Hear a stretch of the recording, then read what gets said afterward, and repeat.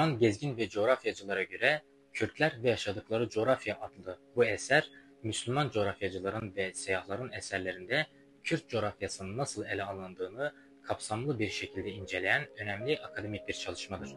Ortaçağ İslam dünyasında idari ve mali ihtiyaçlar doğrultusunda ülkelerin coğrafi, ekonomik, sosyal ve siyasal yapılarını tespit etmek amacıyla kaleme alınan memalik ve mesalik türündeki eserler tarih boyunca en değerli çalışmalar arasında yer almaktadır.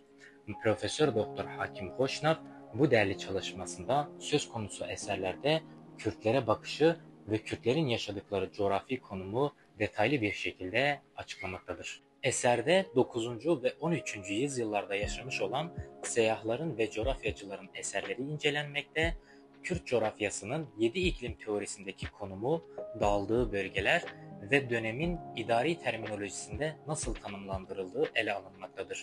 Ayrıca Kürt şehirleri, köyleri, mimari unsurları ve imar faaliyetleri, su kaynaklarının, ticaretin ve iklimin şehirleşmeye etkisi gibi konular ayrıntılı bir şekilde incelenmektedir. Kitap sadece coğrafi ve idari verilerle sınırlı kalmayıp, Kürtlerin ekonomik yapısı, tarım ve hayvancılık faaliyetleri, madencilik ve ticaret hayatı gibi unsurları da ele almakta, para sistemi, ölçü ve tartı birimleri gibi detayları da değerlendirerek Kürtlerin ekonomik yapısını aydınlatmaktadır. Kürtlerin etnik kökeni, aile yapıları, toplumsal hayat ve dini sistemlerini de bu kapsamda değerlendirmektedir. Profesör Doktor Hakim Hoşnaf tarafından Arapça kaleme alınan bu eser, Doktor Seyfettin Çetin tarafından Türkçe'ye çevrilmiştir. Şimdi ise Nurbahar Yayınları tarafından basılarak okuyucularla buluşmuştur.